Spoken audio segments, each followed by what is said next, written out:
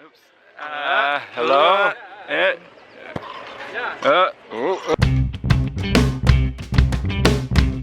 Hi everyone, I'm Rob. And I'm Devin. And we're dads. Not daddies. We went to our social media to ask you any questions that you might have for us regarding relationship advice, since 2.5 years together clearly makes us experts. Yes. 2.5 years and lots of pictures of us online. Right. Caveat, what works for us might not work for you. Let's get into it. We're gonna start on Instagram. Oh, how do we keep your computer from... We don't. Well, I'm sure I could go into the settings.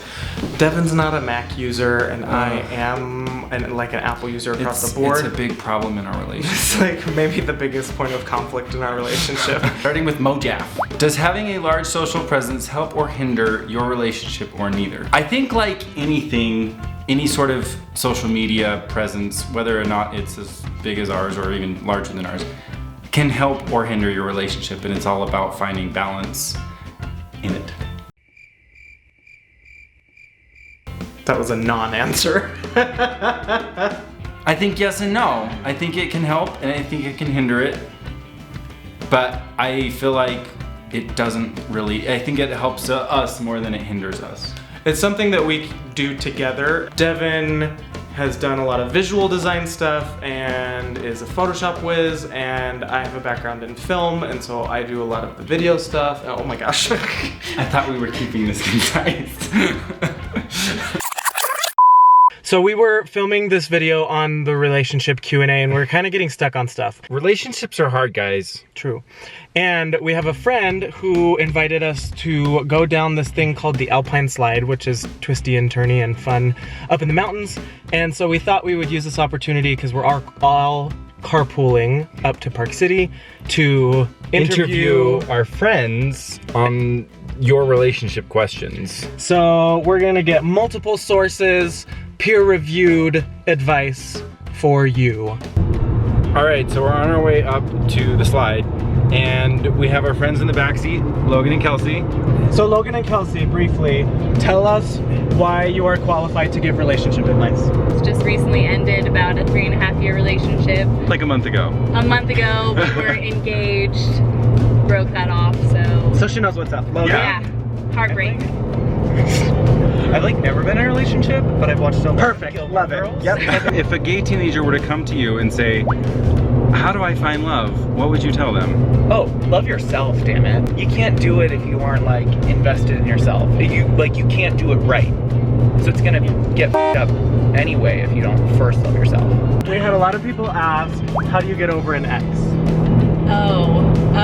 And you being fresh in that process right now, Yeah. what are you doing to get over your ex? Honestly, first of all, it's gonna be time. That is all that you can really do. Try and like think of one thing a day that'll make me happy. Like I went and got my nails done or my hair done or something like that. Or I just went and hung out with a friend, or I went for a walk. Right? Just like the small thing, one thing a day that'll make me happy, that'll take my mind off of the situation, or else you dwell on it. Next question is from the Coop Lee, also on Instagram. He's a single gay dad and has had a lot of men call him daddy. He has a hard time with guys fetishizing him as daddy. Which is weird for him because he has 3 little girls that call him daddy, like that's what they call him every day, right? And so it's weird for him. And he's asking if he's making too big of a deal out of it. This is not entirely a relationship thing, but certainly something that we've had to deal with. Certainly relevant to us. I mean, it's in the name. No, I don't like being called daddy by anyone other than my own children. But is it something that I need to be like offended by or upset? No, like it's something to be taken lightly, which is why we made a whole Instagram handle off of it. Right. So yeah, multiple people have asked us how to keep the love alive. Like, how do you get the spark back? And that's just a really good question, because you start dating someone and 6 months later and you're doing the same thing every day and you kind of have your routine, and then what?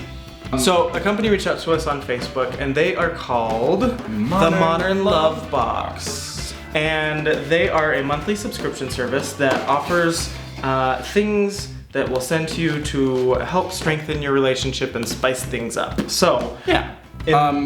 A lot of it seems like emotional type stuff where like they give you these compliment cards. How adorable is that? Where you can like, do you want to pull one of those out? They also give you this kissable massage candle to spice things up in the bedroom. You basically, just, like, you light it, you pour the wax on each other, and the wax is edible. and you rub it on and in and around. They also give you each like little journals to like record your thoughts on discussions. They have like some pamphlets about, oh, I'm so sorry. Anyway, lots of different things for emotional and physical Connection. connection. And this chai aromatherapy massage oil. So like, cool stuff. Doing things to switch up the physical stuff is certainly exciting. I would say for us, especially if there's any time that we're feeling like disconnected, when we have like the chance to connect emotionally, it leads into us like connecting better on all levels. How do you friend zone someone? Oh no! I don't ever feel like there's a good way. I go with the tactic of just like bringing them around my group of friends. So I'm like, oh, do you want to come hang out? Multiple people across multiple platforms asked us, how do you find dates without using apps? Which I thought was really ironic because, as you know, if you watched our boyfriend tag video or have followed us for any period of time on Instagram, we met on Tinder. Yeah, we also did this video called How to Find Your Soulmate on Grindr. Or Tinder. Clearly that video is not working for you. You're still not finding love. So here we are. Yeah. Oh, Hi. How do you meet people without using apps? I accidentally run into them at the grocery store. Like physically, Like- actually. Yeah, like my collide with body into their body. Are you just like plowing into guys right and left? I mean, your words.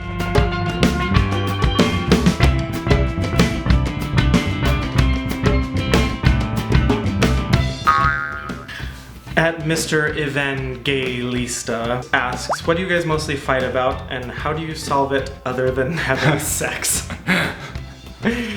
Well, What do we fight about? I feel like just day-to-day things like dishes or laundry or... well, I feel like a lot of our conflicts lately have been around our content too. We don't always see eye to eye on exactly how we want to put stuff out, so. What do we argue about most? If we've had too much pizza? Or if we've had too much wine? Oh, maybe? We've never had like a fight. Okay, but how do you overcome this kind of problems in relationships? We just sit down and talk about it, make time to talk. Is that dumb? That's what we really do. Super dumb. Hate it. So dumb. And then carbs and alcohol. Right. This is the birthday girl, by the way, a month ago, but that's fine. month ago. And this is the group, so that's fun. And my question for all of you is, what's your go-to first date? Let's start with you. Okay, drinks. Okay. Coffee. Okay. Coffee. Coffee. Slide. Alpine slide. Yeah. Hike is good. A dog walk. Dog walk. Safety first. From video_out, it says, how has being LGBTQ helped you as parents? Rather, does it inform the way you parent your children?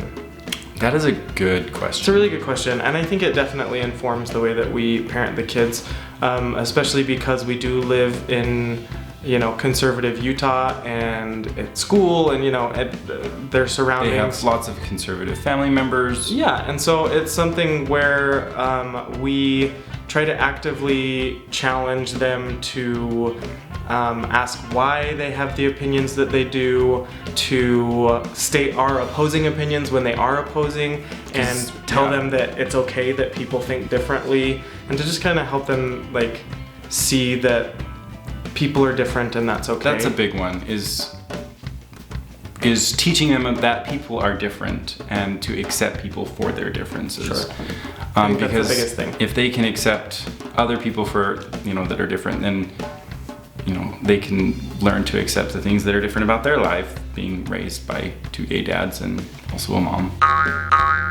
Okay, you ready? Oh, no, unload at the green. Okay, sorry. How do you get over an ex? Ask me in like maybe 3 years. I don't. Alright, and then when you guys are ready, just start. Oh boy.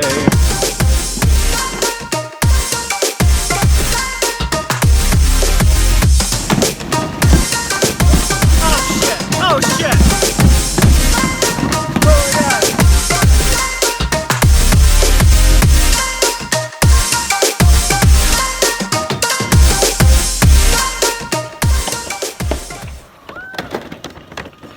That was fun and interesting and really terrifying, holding a camera with one hand while trying to go down a hill. And a perfect metaphor for relationships.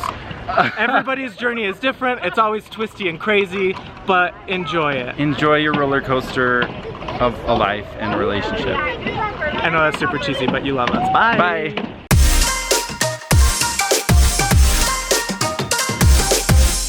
No, I was just laughing at the fact that you made your own sound My effects. sound effects. It's like, there's websites for that. Calm down. Anyways.